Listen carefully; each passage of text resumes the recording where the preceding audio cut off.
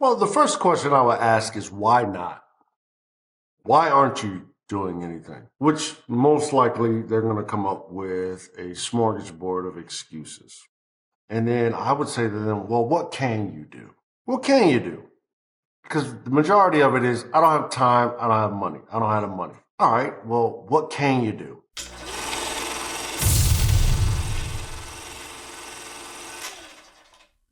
KC Christon, welcome to Produce Your Passion.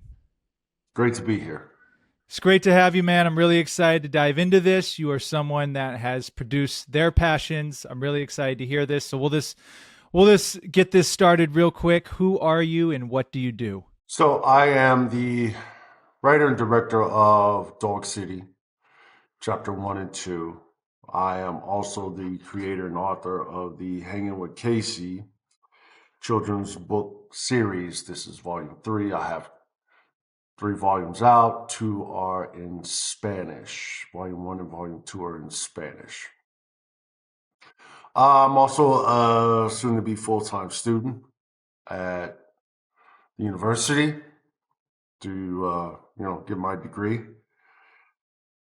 And very soon, Lord willing, a business owner of a lounge, which I'm going to go look at a few locations after the interview.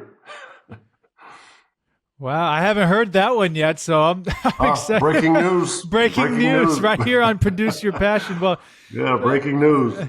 So you named the passions you've produced. So we have multiple here. So maybe I'll just start with this. What the books came first, right? The Hang with Correct. KC book series. So let's start with that one. How did that happen? Like what inspired you to do that? And on top of that, once you had that inspiration, what made you take action to actually bring it to life? I always thought of myself as a writer. I would always write just little short stories because I thought they were funny. Um, I had a knack for it. It came easy. Sorry, that pause. I thought I was going to sneeze, man.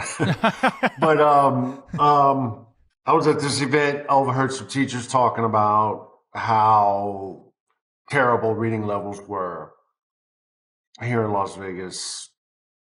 I honestly thought they were exaggerating. Went home and knew that they weren't exaggerating. They were actually saying they were actually being generous. And so I said, man, how can this be?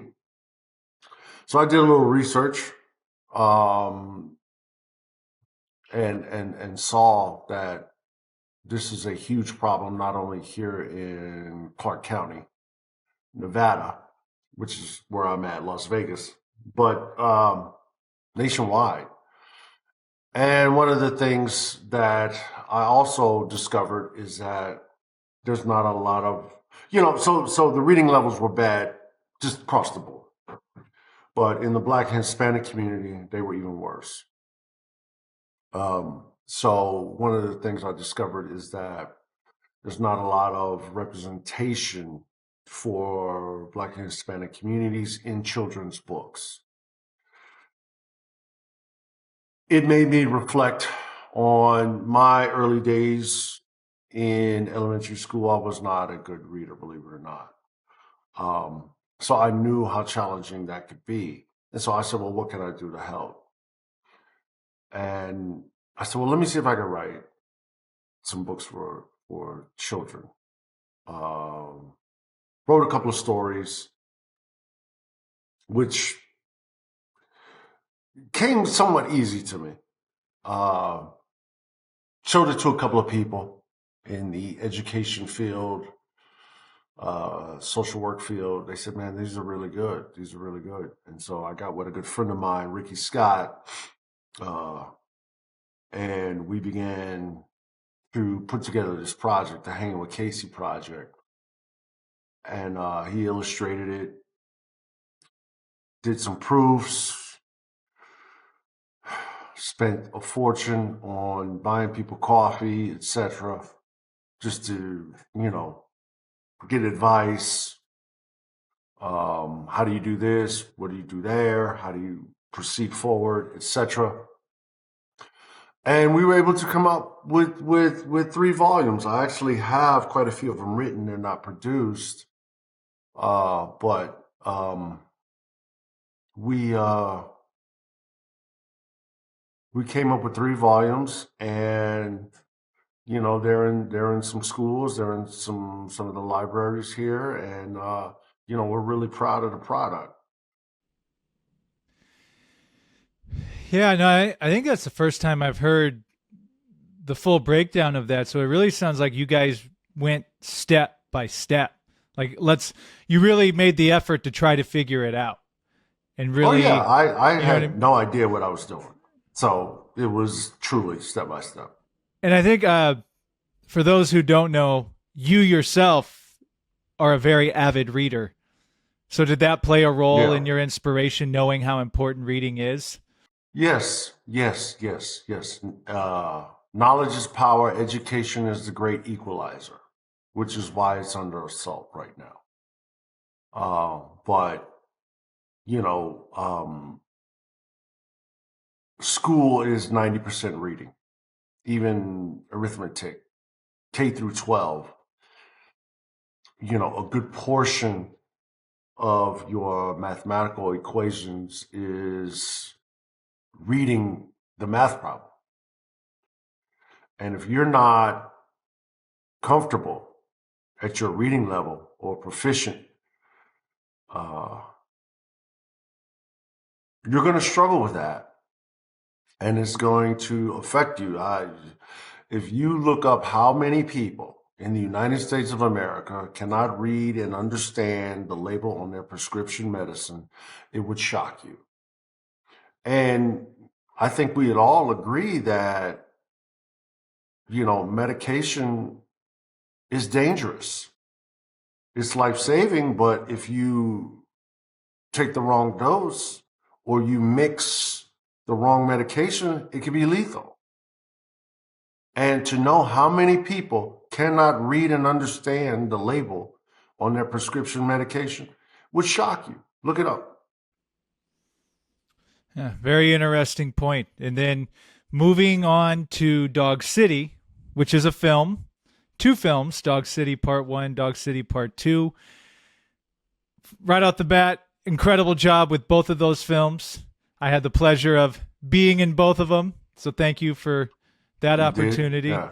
Did an excellent Um, job, by the way. Thank you. And I can't say enough of the job that you and the team you assembled did on both of those movies. So take us through that. How did Dog City, how did that passion, how was that take us from the idea of it to, okay, now I'm actually going to take action and produce this thing? Tell us how you did that. So I had the bare bones. I wrote a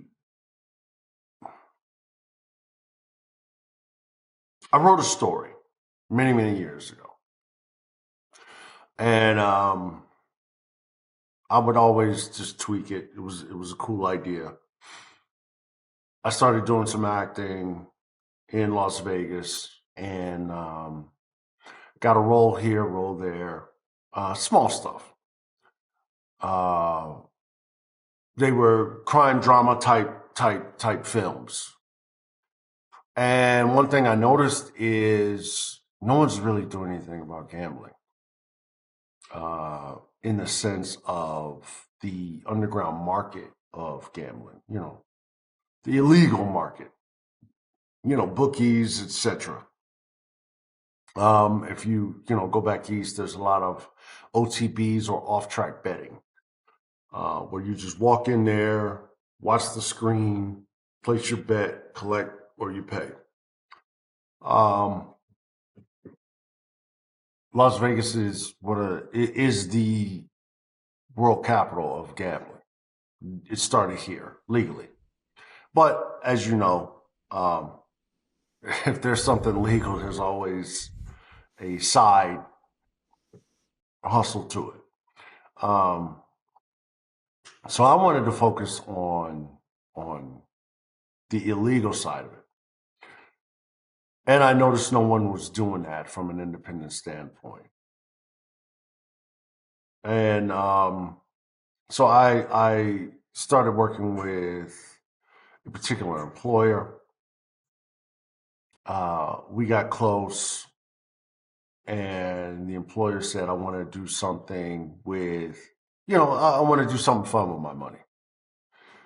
The employer was well off. And I said, well, hey, I got a screenplay. Would you think about making a film? Showed the screenplay, and got a check and said, go make the movie. Now, I didn't really know much about filmmaking, but because of the small roles in acting that I did, I made some relationships. So I was able to pull on those relationships and, get DPs and line producers, etc. And we made it. We made the film. The first one did well. Won 9 film festival awards, multiple nominations, multiple official selections, etc. And it was so much so of a hit that the second one was able to be produced. So that, in a nutshell, is how that happened. Now, I will say I was extremely lucky. This is not the norm of how this happens. But right place, right time, had the product, and was able to capitalize on it. Yeah, and I'll just jump in real quick. I think it's important to note you're right. I mean, not everyone's going to get maybe the financial opening like that, but how many people have maybe those finances, but they still don't know how to put it together? You Sure. still have to know how to put it together, which producing, as you know, is a lot of work. Absolutely, without a doubt, and that's one of the things. That's one of the things that I was saying, that yeah, the finances were there, but they wouldn't have had the slightest idea. I don't think they could duplicate this without me, and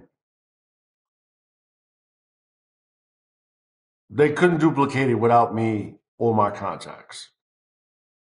So to achieve the same product, etc., with the budget, and that's also the key.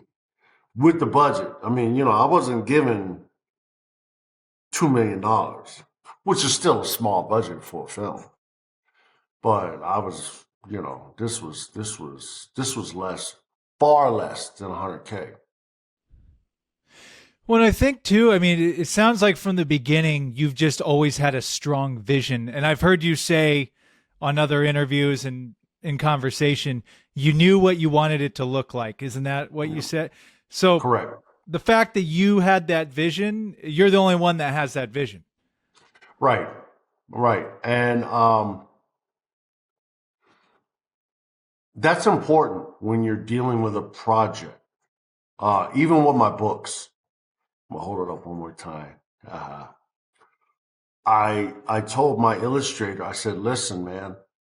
Now, the fortunate thing about my illustrator, who lives here, good friend of mine, he's from Detroit. So I said, we're going to set these illustrations to 1979, 1980 in Chicago. And because he was from Detroit, he knew what, public playground amenities were.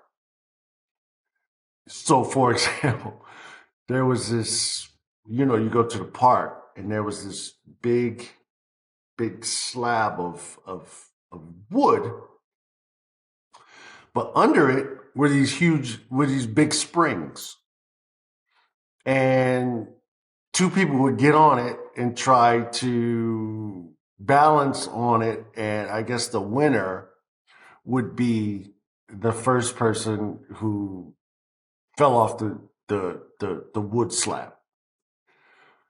But because he was from Detroit, he already knew what that was because he had them too. And that goes back to what you were saying about vision. You know,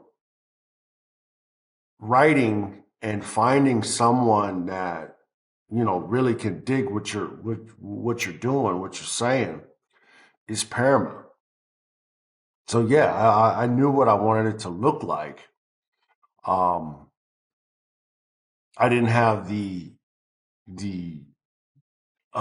intricate camera knowledge, but I knew, you know, we want to get a shot that looks like this. I knew I wanted the actors to react a particular way or be a particular way. And so when we would do playback, you know, I knew, yeah, either we got this or no, either we got the shot or we need to do it again. So finding the right team, like you said, is paramount, pivotal. Crucial. I love that. So, and we'll keep revisiting to both these projects, but as far as obstacles go, because we all know saying we're doing it and doing it sounds good, but there's a lot of in between when that happens. And, you know, I always talk about the, you know, the three obstacles of either it's financial, it's mental, or it's emotional, can go beyond that. But can you think of any particular obstacles that you had to deal with either the books or Dog City that you encountered? And follow up to that is, how did you overcome that? Well, how much time do you have? We got some time. Maybe pick your top one or two or three. Man, yeah, no. Top obstacles. Number one is getting the right team. That's a big hurdle. Making sure everyone understands your vision, what you're trying to do. The second obstacle is financial, of course. Financial. You never have enough money starting out, with extremely rare exceptions. Third obstacle is knowledge, information. Do you have the right information to make the right decision?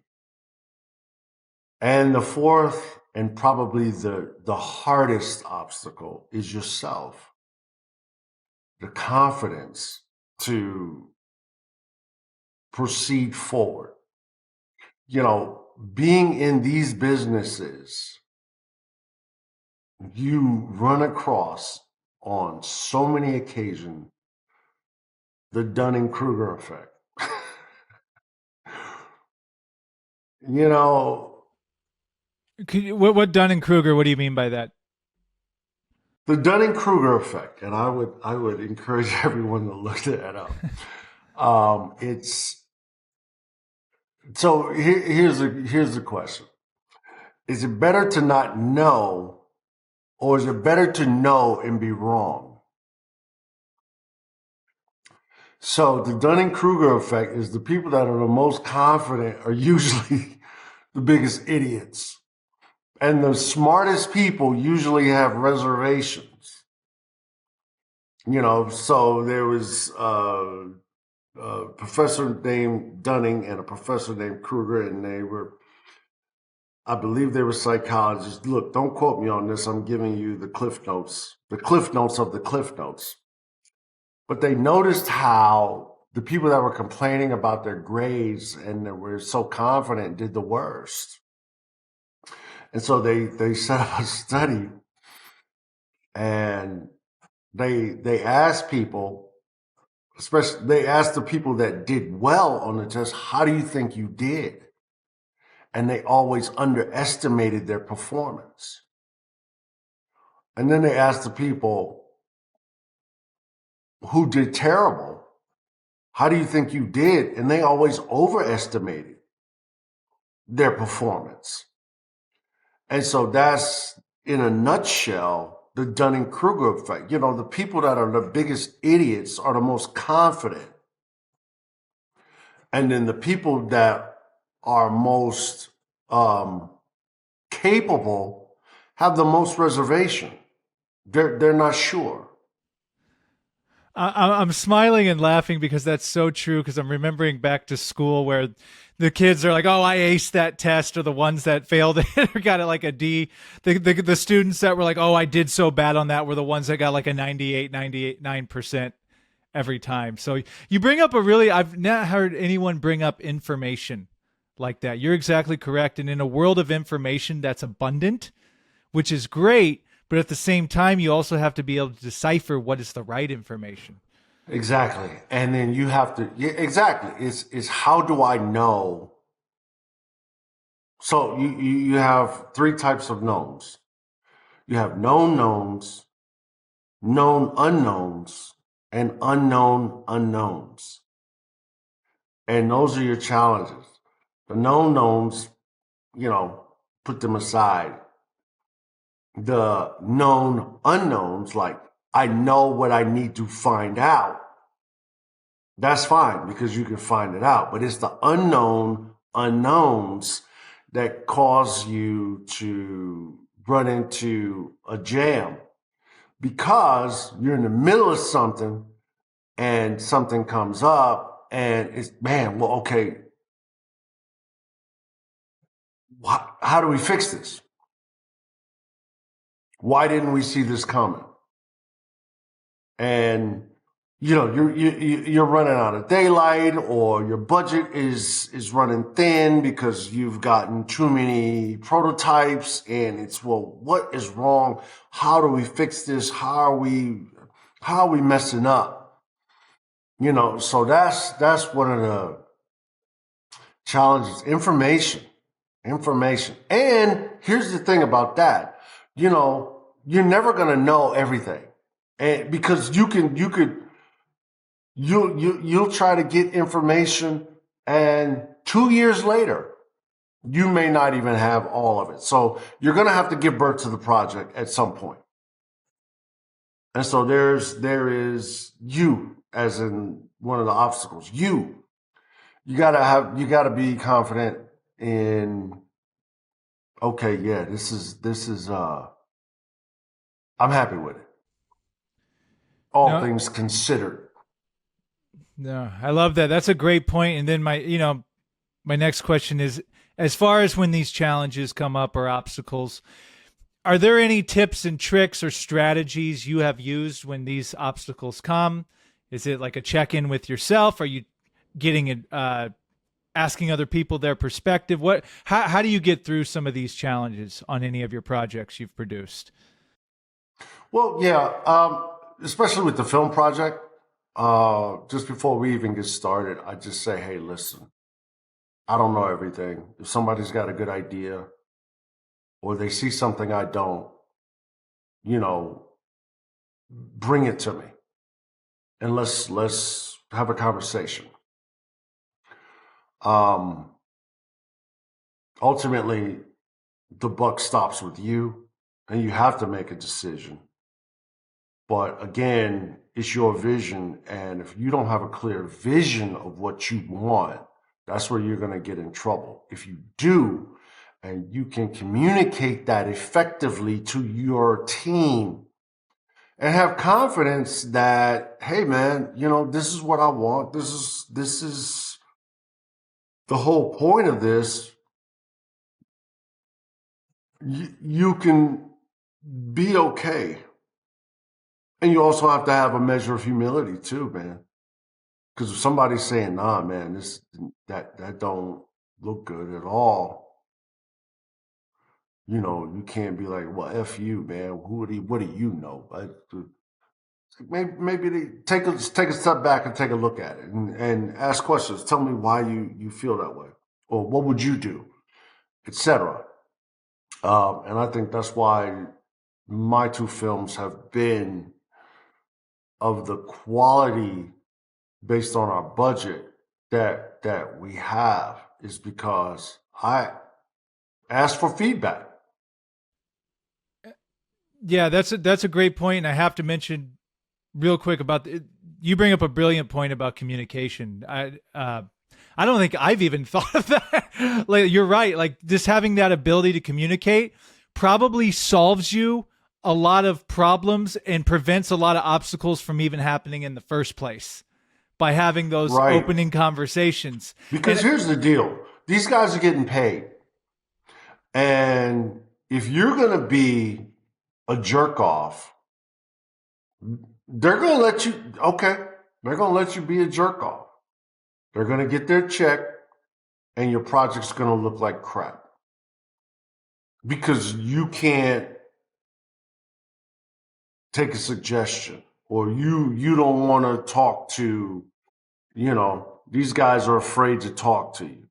And that ain't going to help you at all. And you mentioned it, and I have to give you props on this because I have noticed this from you from the beginning of Dog City Part 1 all the way leading up to the showing that happened recently in Vegas for Dog City Part 2, which was incredible. You have been very humble and, like you said, ask for feedback from the very beginning. That's Right. actually way harder to do than some people may realize, especially as an artist. Because a lot of times when we create, it's like we create this thing.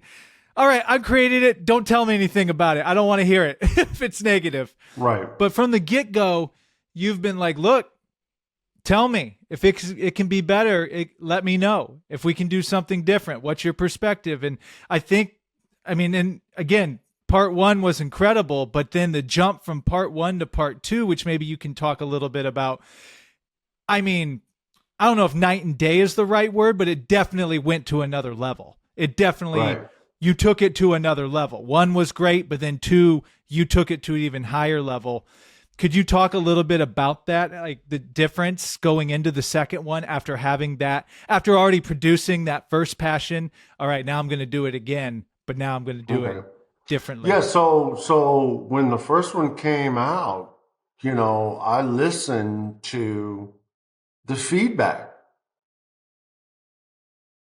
I'm not saying to a person, "Who are you? You never wrote anything, or you've never been behind a camera." Or no, you're the consumer. Tell me what you think. And so I listened to that for a good 6 months. And so when I wrote chapter 2 and assembled the team, I thought, how do I implement some of the suggestions that I got from the audience? Because you're never going to know everything about everything all the time. You're just not. And if you care about your product and you care about your name being on the product, you're going to listen to the consumer, because without a consumer, your product is obsolete. Think about what goes into people getting a item on the shelf. There's a ton of work that goes into that. Then the question is, why do they want your product? Because if it's on the shelf, there's probably multiple options. There's options that they can have. Why do they want yours? And so with chapter 2, I took a lot of those suggestions into consideration, and I'm still learning, man. I don't have this down to a science by any means, but I can tell you chapter 3, if and when it's done, is going to be better than chapter 2, because I'm taking the feedback. I love that. And before I get to the advice portion of this for people looking to produce their passions, I want to touch on, you mentioned, so you're going back to school and now you're looking at potentially buying a lounge. I want to hit on the school thing real quick, both those things, because I talk about and produce your passion. This goes beyond people that want to run businesses or art projects. Produce your passion could simply be like, you know what? And I've always wanted to dress a certain way, but I've been afraid to do it. I've always wanted to travel to a certain place and I never did it. And then even maybe someone's like, man, I really wanted to go to school and learn this. And you're taking action and doing that. Could you talk a little bit about that and what inspired that? Well, yeah, me inspired me to go back to school. Yeah, and just Okay. I'm gonna be honest with you, man, and your audience. The current political climate said go back to school. I'm a tad bit older than you, Sam. You know, great. But life is full of peaks and valleys. And this current political climate, elections have consequences. And I'm not here to push aside. But I had a project that was on the table that looked like it was an easy green light. And, this current administration came in and that green light turned into a hard yellow. And I'm hoping it doesn't turn into a red light. So I said, well, I need to put more arrows in my quiver, so that I can navigate, push come to shove. I want to be able to pivot in multiple directions and have a steady source of a steady income stream. And, going back to school was one of those avenues. And the current administration, they have a particular agenda of how they see this country in the next few years. And for several groups is not inviting at all. So we need as many advantages or options that we can have. And so I said, let me get my ass back in school so that I can be as competitive as I can. And then, that's where the lounge comes in. Good times are bad. People are going to drink. They want a good time, man. They want to escape. So, hey, in the words of the late, great Al Capone, we're trying to supply and demand.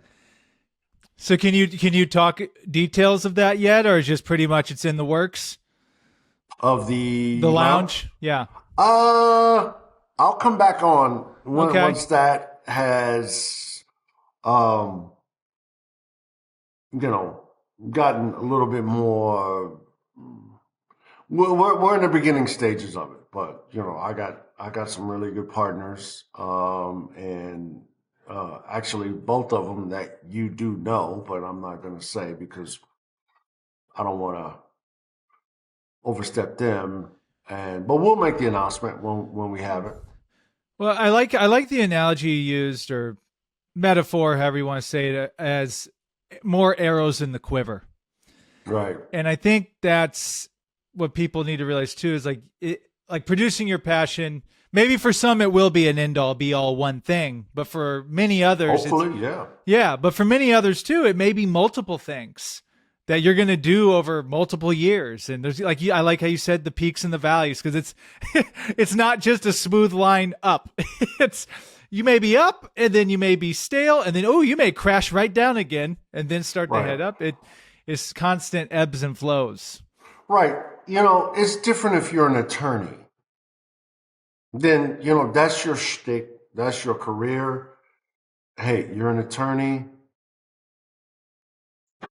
and you know the law. But for people who are not an attorney or cardiologist or something to that effect, they have to find multiple ways. And I hate to use this term, but it's so applicable in this climate to survive. And that's really what it boils down to now, surviving, man. These tariffs that were introduced, who knows what's going to happen with that? But historically, it's not good. Hey, that's why we got to. Yeah, maybe this will be different. I don't know. Well, I mean, you and I always talk about in a lot of our one-on-one conversations is life is fleeting. I mean, we don't have forever here. Everything is temporary. So it's like produce your passions while you can, do this stuff while you can. And if anything, no matter what happens from it, you can look at it and be like, yeah, I did it. I did it. And you can say that about a lot of things that you've done. You did it. Yeah. I would also say, understand what you're good at, because sometimes that may be the easier route to go because you're good at it. You may not enjoy it as much, but I'm good at it. And that could cause you a little less work.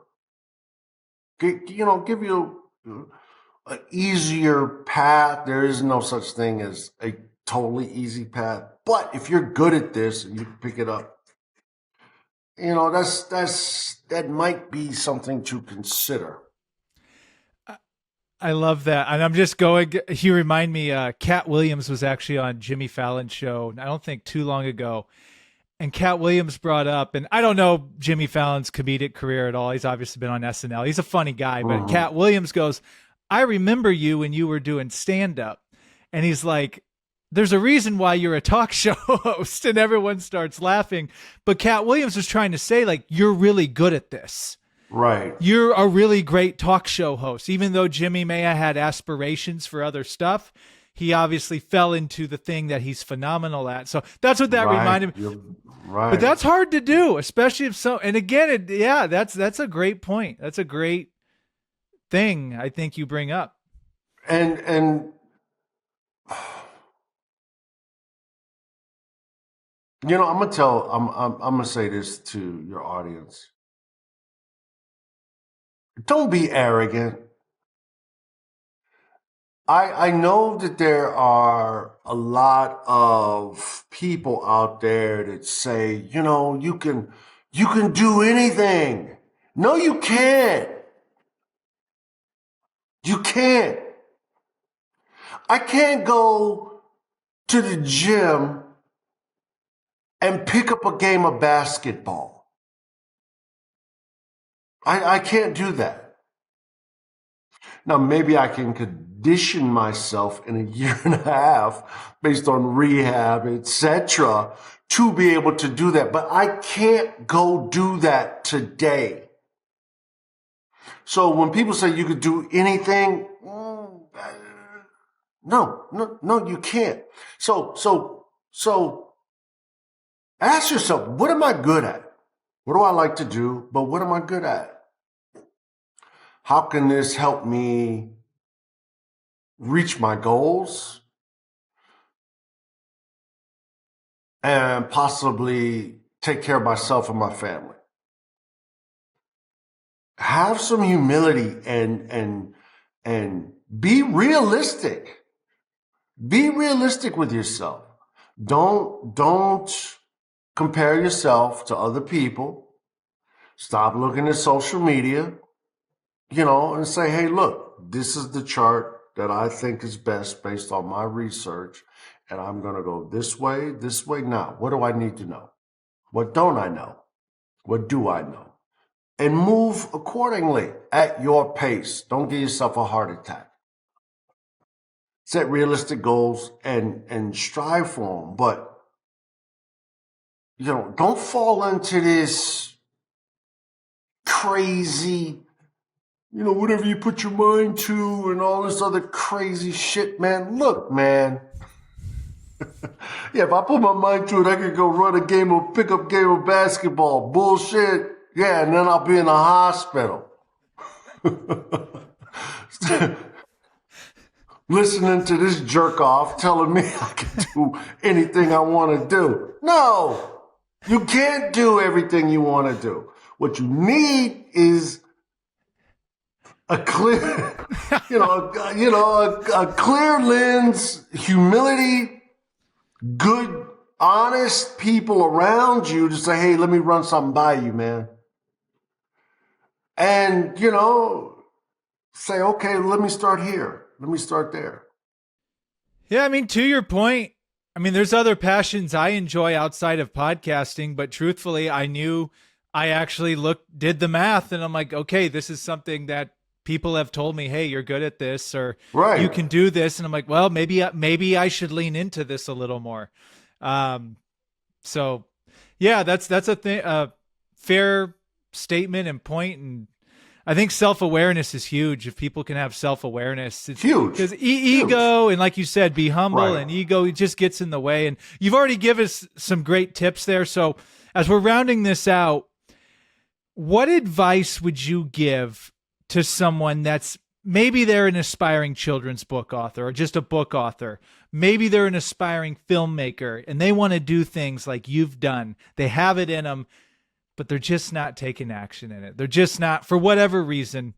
What advice can you give to them, or just anyone in general who has a passion but isn't taking action to produce it? What advice would you have for them? Well, the first question I would ask is, why not? Why aren't you doing anything? Which most likely they're going to come up with a smorgasbord of excuses. And then I would say to them, well, what can you do? What can you do? Because the majority of it is, I don't have time, I don't have money, I don't have the money. All right, well, what can you do? And that's what happened with my children's books. I didn't have a lot of money to produce them or any of that. And so I asked myself, and I literally asked myself out loud, well, what can I do? And I said, well, I got a computer and I can write. And so I started writing. And then things eventually, when I was pursuing that line of that goal line, things began to eventually fall in place. And I already had the stories because I already wrote them. So all I needed was an illustrator. All we needed to do was make an agreement. Then I needed to find out, how do I publish this? And then I needed to find out someone who could help me do that, et cetera, et cetera, et cetera. But the point was, I didn't have a dime and I didn't know where to start, but I knew what I could do, and that was write. So when the time came, I had the product. And I handed him the stories. We sat down, we illustrated them. This is how I want it to look, et cetera, et cetera. So what can you do? And it may take a minute or two. And I'm using that metaphorically, And one of the things that I hate are these credit card commercials where you see these people in their garage and they're on the table and they're, this, and then they slap their credit card down and they're buying this and this. And then next thing you know, they're in the corner office overlooking the city.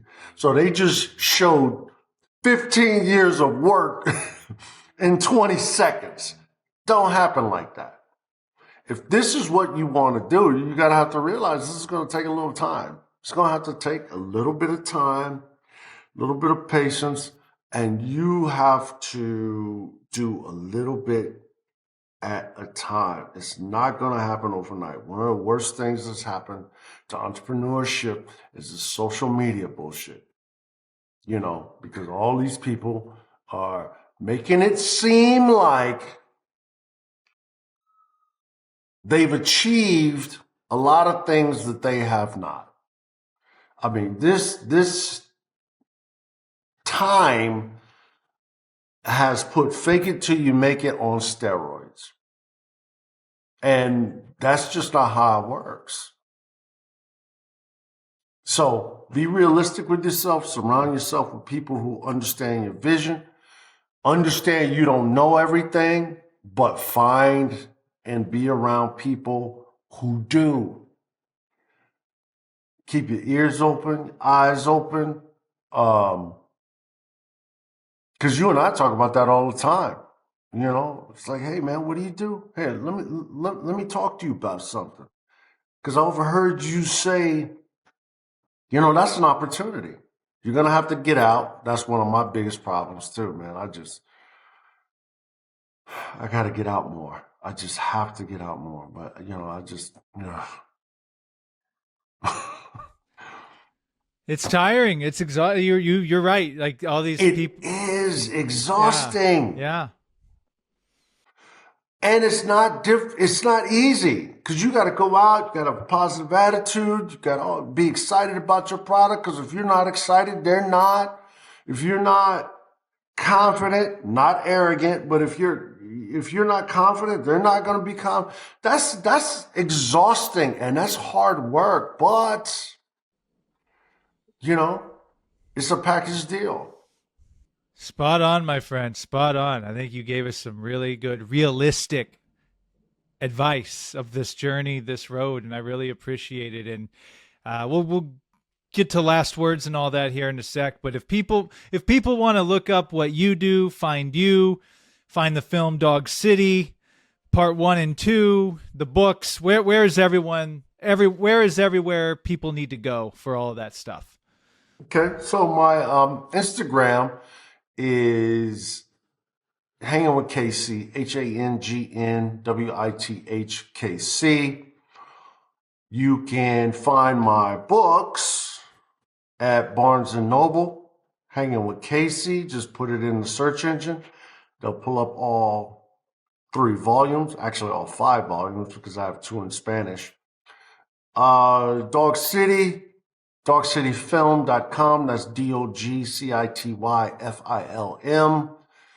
We are currently in negotiations to get volume 2 on a streaming platform that is coming hopefully soon. But, you know, those are the best ways to contact me, to get in touch with me.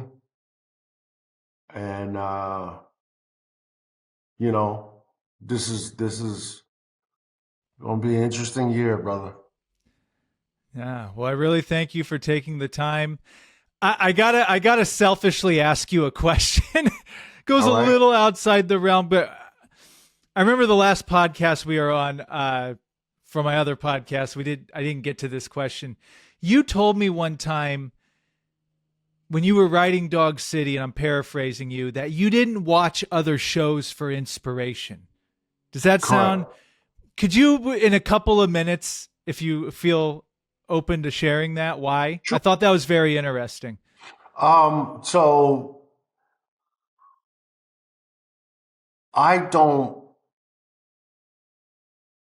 when I'm writing, which is, I'm in the process now, for chapter 3, I don't watch other films because I don't want to take their idea or their dialogue or their storyline inadvertently. I don't want to do that. You know, I want someone to watch this and say, yeah, I haven't seen that before.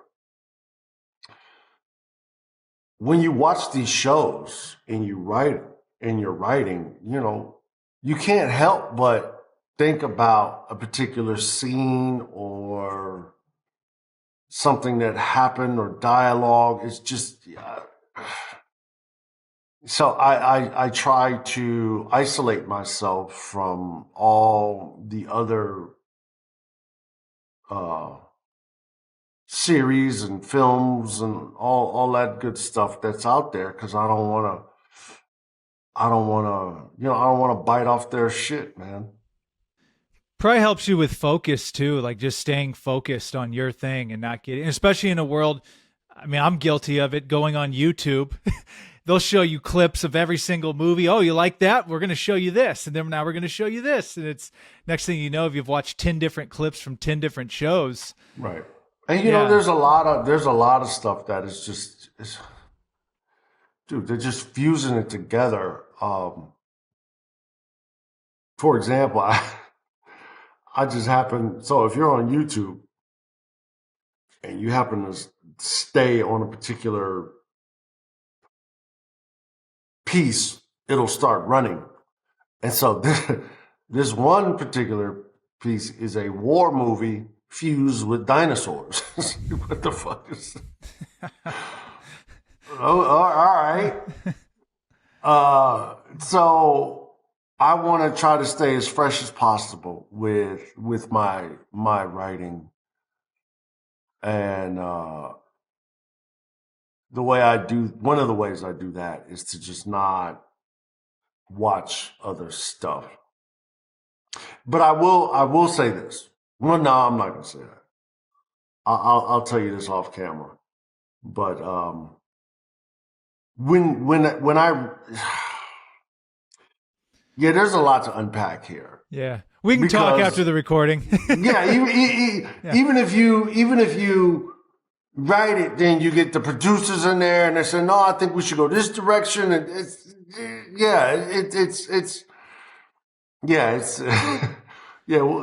talk after. Too many chefs in the kitchen sometimes, you know.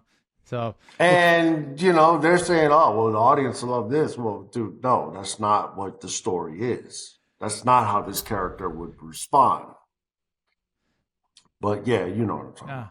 Yeah. Well, KC, thank you so much. This has been an incredible conversation. I think you gave a lot of real phenomenal advice for people. Congrats on all of your passions that you produce, the books, the films. Best of luck with school, the upcoming business venture. I can't wait to hear about it. Anything you want to leave us with before we get out of here? Believe in yourself. Believe in yourself. Have some grit. Have some passion. But have some patience. Don't compare yourself to everybody else, because you are you. And they are they, and you don't know their circumstances. Don't say, I should be further along. Well, you don't know who that person is to be where they are and what they had to do to get to where they are. Maybe they've been grinding for 10 years. Or maybe their uncle is wealthy.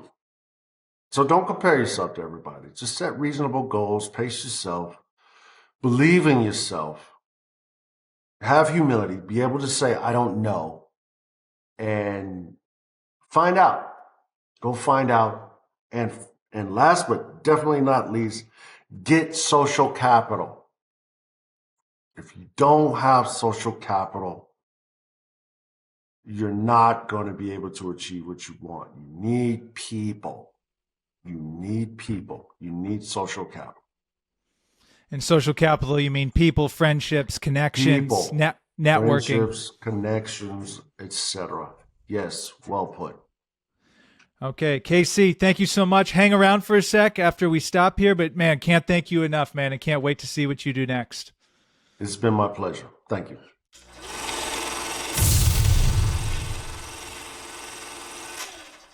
Thank you for tuning in. To learn more, go to produceyourpassion.com.